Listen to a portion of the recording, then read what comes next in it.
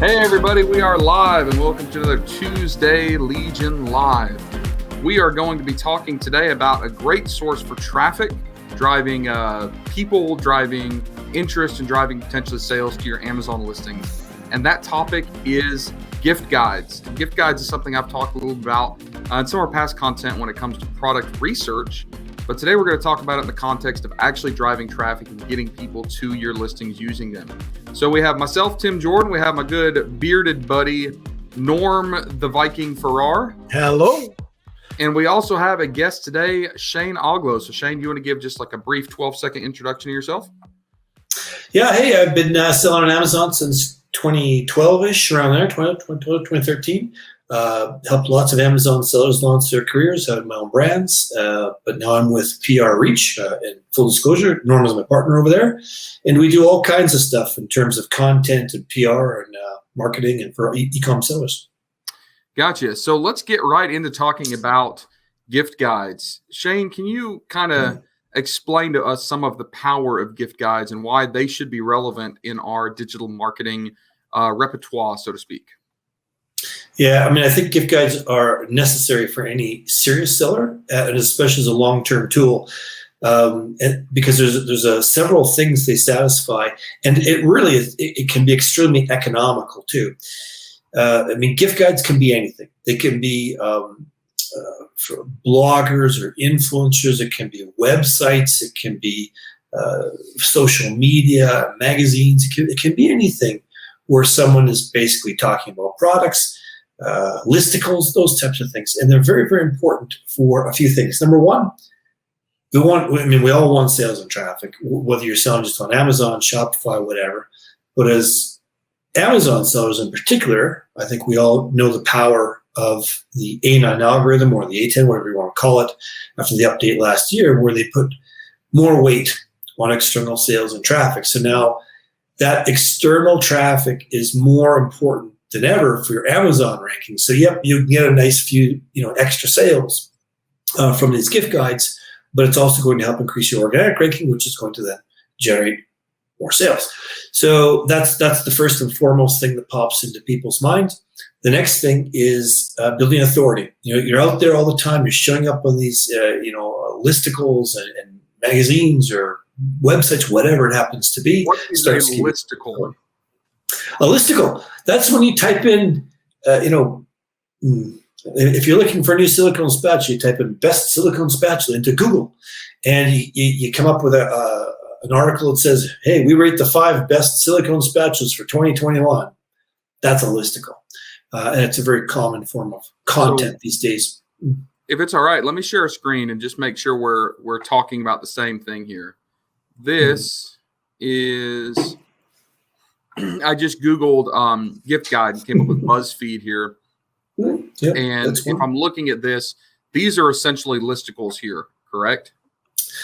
Basically, yeah. And if you do just a direct into Google search for, best kitchen gadget or silicone spatula or anything like that, so you're usually going to find 41 gifts Dad will love. It's essentially a guide to these products that if I like this, I'll go to Amazon and buy it, right? So this one's ready for it. And if I click here, it goes straight to Amazon. Yeah. All good. Okay. Yeah. So just to make sure everybody knew what a listicle or what a gift guide was, that's what they are. Is they're essentially blogs, right? Yeah, and a lot of the times too, they have some form of affiliate. They're an affiliate site or an affiliate page. Yeah. Oftentimes those listicles, that's absolutely what they are. That's what all these content providers out there, they start up websites just to review different niches in order to drive affiliate sales. But of course, not all gift guides are affiliate necessarily. So you can find them in all forms, I guess is what I'm trying to say. So you got the sales and traffic, which is, the no-brainer, the bonus. You've got that authority by being out there all over the place. And then you've got the SERP results. Again, you type in best silicone spatula and you see an article that says, here's the 7 best silicone spatulas that every kitchen must have, or some type of article, and you're one of them. Well, you're showing up on page 1 of Google for search results. And the nice thing about gift guides, versus something like advertising. I mean, as soon as you turn off advertising, it disappears forever. I mean, these articles stick around, maybe forever, maybe for years, who knows, but for a long time. So they provide a lot of value. Now, in the old days, we used to think of this as a short-term tool. We used to go out there and find an influencer to talk about something or try and get a media placement, just to think, oh my gosh, this would be awesome. Maybe I can drive an extra, 80 sales from this article or whatever it happened to be. And that's great. That's wonderful. And that still is a component. But, my philosophy is just keep them going. Like every month, if you can get 1, 2, 3, 10, whatever, month after month after month, it gives a nice, even, steady burn all through the year of this outside sales and traffic. And it does wonders for your organic rankings and everything. Norm, anything to add to that? Trying to define what a gift guide is, and then in a minute we'll talk about how to maybe utilize them and kind of take action. Yeah, I mean, they really are everywhere. And once you start looking into it and you start looking even to associations or retail store, especially retail stores, niche retail stores, like think of camping equipment, going over to Cabela's, I think it's called, or Bass Pro Shop. We have that here in Canada. I think that's in the States. But specialty stores always have that. Take a look at TV shows. Oprah has her own. Ellen has her own. So they're everywhere. Shows like, what's it called? Good Morning America. They have gift guides. So, and there are certain ones like Wirecutter, like you said, Shane, that are the big ones in the league where you can see sales, and we have seen sales accelerate over $100,000 in a month and we had no idea that Wirecutter was doing a promotion. All of a sudden, there they were, $100,000 worth of sales. We look into it. There's Wirecutter. And so it can be a lot. Like it could impact your sales tremendously, or it could just have a few sales. And just to make sure I understand this correctly, or that I'm saying this correctly on behalf of you, so to speak, a gift guide, if we can get into it, obviously it's great traffic because people are looking at that stuff. It's linking back to our listings, but we don't necessarily have to pay for that placement because they could be monetizing through affiliate commission, meaning they get commission for every sale. So those links are all tracked. So all we have to do is convince them that our product is worth showing. And if it is worth showing because they'll get conversions and they get commission off of it, then they should place us naturally within their gift guide. Is that right? Yeah, most of the time they're free. There are premium gift guides that you have to pay for, but you supply the product where they'll make their money is off that affiliate link. So now let's talk about taking action. All right. So, we only have a limited amount of time in these Legion Lives, but let's say everybody that's listening or going to listen to the recordings on YouTube is convinced that a gift guide is where they need to be. How do we actually go about finding gift guides, getting in gift guides, promoting ourselves to gift guides, all that good stuff? Yeah, and you can really approach it the same way you would approach working with influencers. You need to make a list of, who fits my market? Who's talking about these types of products? Do they fit in? Is it the same demographic?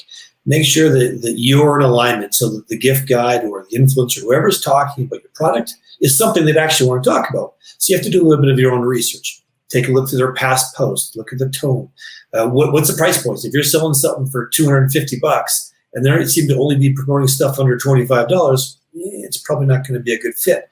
So you just make sure all those stars line up. And then really it's just a matter of tracking and outreach. It's a manual process. It takes time. As a non-PR person, you're not going to have tremendous response rate, but you can get a good response and you can get some good traction. So what I typically do is write a very, very brief introduction. Don't write your life story. Nobody's going to have time to read it. Send it off. This is who I am. This is our product. We think it'd be a great fit if you can compliment them on what they do. Say, hey, we saw you did this article on this, that, the other thing. We think this would be perfect for your demographic, that type of thing. Just, let them know you're not just some spam bot type of person just slamming these things out. Personalize as much as you can in a few sentences and send it off and track it. Now, there's a lot of ways to go about this. I mean, you can just go and Google, gift guides for home products or home product influencers, home product magazines, whatever. A lot of sites will have an actual outreach email. If you go on the bottom, it says, hey, for product placement inquiries, message us here. Sometimes they'll do it for free. Sometimes there might be a fee. There's so many different types of gift guides. You never really know. But start that outreach. There's one thing I was going to mention. Oh, for something like, let's say a wire cutter is a good example, as Norm mentioned, because they do typically operate off affiliate commissions. If you're buried on page 10 with your product, there's almost a snowball's chance in hell of you getting into wire cutter. Why? Because they want to bet on a sure thing. They want to make money. It's an affiliate play for them. That doesn't mean you have no chance. Maybe you've just invented a better mousetrap. Wonderful, great. You might have a chance to get in. But you might want to make sure you're positioned a little bit better for some of them that strictly only go off the affiliate commission. Other ones don't. They're just placing it. They'll allow you to put your attribution links. Sometimes they don't allow anything. They've got their own systems. There's so many different types out there. But just be aware, if you're going after a placement where they're trying to make money at it, you got to be a moneymaker for them. And I'm looking at Wirecutter. It's actually owned by the New York Times, right? Yeah. They were just bought out last year, I think. And that's huge. And I'm looking right now. I can share my screen again. Essentially, let me see here, the Wirecutter, like this one. These are gifts, the best 50 under 50, and this was for 2020 of last year. So, like Shane said, make sure that your product would fit in here. Don't try to get them to promote a $200 product and they're 50 under 50. That doesn't make sense. But what's interesting is a lot of this is kind of junk, right? There's not a lot of stuff here that's super fancy, that's crazy hard to replicate or compete against. And a lot of this stuff are not name brands, like this Zoji Rushi, Majestic Pet Products. Like there's not a lot of, there are some big brands here, but not all of this is. So I think it's encouraging that we don't have to be LL Bean to get in here. We could be Nidra Deep Rest Eye Mask, right? Yeah, that's very, very true. Yeah. Yeah. And Wirecutter has evolved. I mean, if you looked at Wirecutter a few years ago to compare to what it is now, it's a bit of a different animal. And what we tend to do, well, at least at prREACH, is we tend to go a little bit more niche focused when we can. So if you've got a kitchen product, we're going to be usually targeting people who are going to make a list about kitchen stuff, not necessarily under 50 and have a million products there. And there'll be less of them. There might be, here's the 5 best, or here's the top 3 kitchen, a little bit more exclusive and niche driven, and you'll get better results. But as Norm said, Wirecutter, they've got a massive audience, and it never hurts to try. Cool.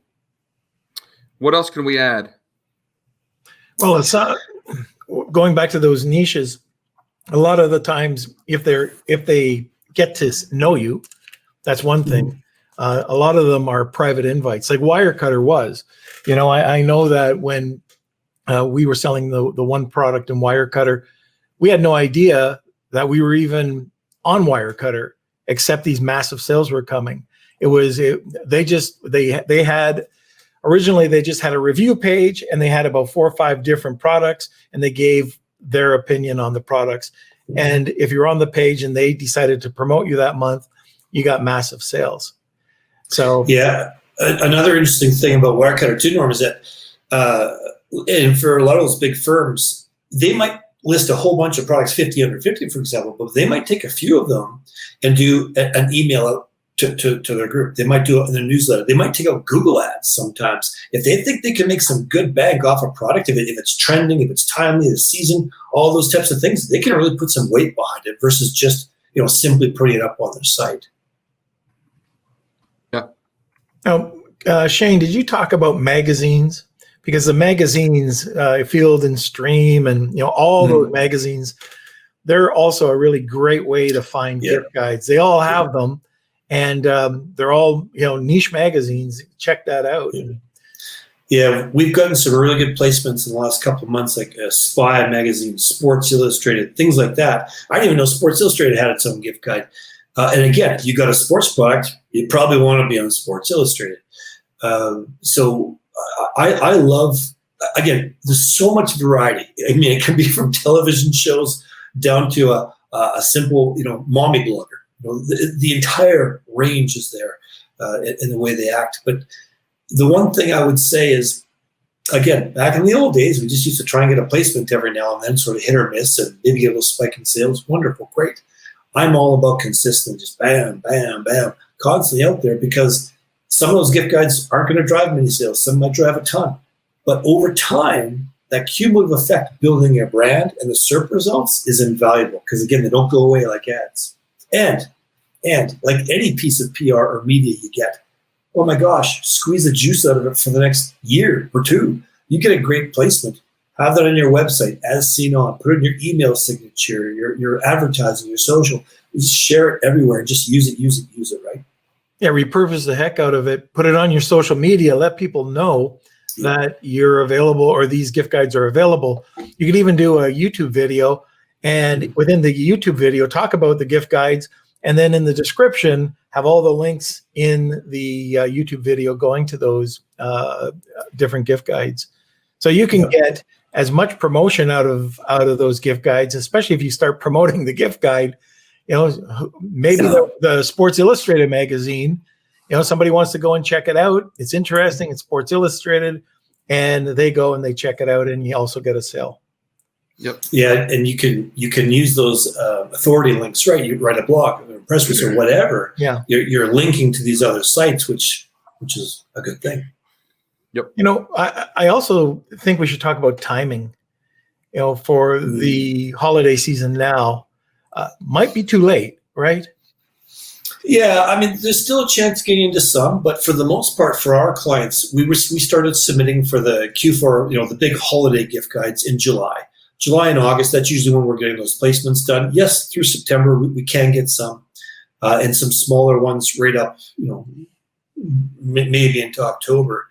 But we all know sellers who Q4 isn't their best season. A lot of sellers I know, you know, January and February is when they kick butt, because, you know, they're selling, you know, lifestyle things or supplements where people are making their New Year's resolutions, whatever.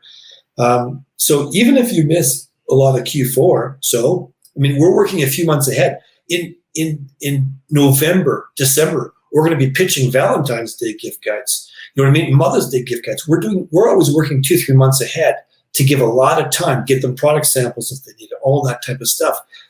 And again, for me, it's all about consistency. Most sellers have this big hangover right after Q4 thinking, oh man, January, why can't every month be like November, December? But that's the way she goes. So if you can get some extra sales and exposure through those slow months from gift guides and a nice even burn throughout the year, I mean, there's no downside. There's no downside to this, and it's inexpensive. Yeah. Anything else to add, Norm, as far as utilization of gift guides, how to get on gift guides, or why we should use them before we wrap up? Well, easy enough to take a look and try to get on them. And you can be aggressive. You know, just take a look at your niche. Go on to Google. You know, Google's your best friend when it comes to this, and approach them. But be prepared that not every gift guide is going to say, "Oh, wow, you know, I got to have this." You're probably going to get rejected 50 times. You know, this you is could a carpet bombing campaign, right? We're trying to hit up as many as possible and hope that some stick. Yeah, absolutely. And when it does promote, sorry, Shane, go ahead. I was just going to say, I'd suggest getting a VA to do it. And, and again, that personalized message to each one will go a long way versus just an obvious template that people are just going to reject. And remember, show them the ego rather than showing them your ego. You know, tell them why they're so great. And, you know, your product's one thing, but a lot of entrepreneurs, you know, always have the ego and the passion about their product. Sometimes that gets overlooked. You want to let Sports Illustrated know why they are so great and why you're a good fit. Yeah. Cool. Well, if any of you have questions about gift guides, reach out to Shane at prREACH, or just respond with questions to this post if you're seeing this in social media. If you're watching this recording on YouTube, post any questions here in the comment section. We will get responses to you. Make sure also, Norm, to sign up for the Private Label Legion Facebook community. Do you like how I just threw you under the bus? I was wondering where you're going with that. So we have an awesome group, Facebook, the Facebook community that we have for Private Label Legion. We also have a great YouTube channel, tons of free content. We're all about free content. And we do this every Tuesday at 1:30. And throughout the week, we're providing content. Yep. And again, I pulled up Shane as he was drinking. That was amazing. So Shane, thank you for being on. Thank you for sharing your wisdom and experience about gift guides and some of the ways we can utilize those and the value they have. And thank you all for watching. We'll see you guys on next week's Legion Live. All right. See you.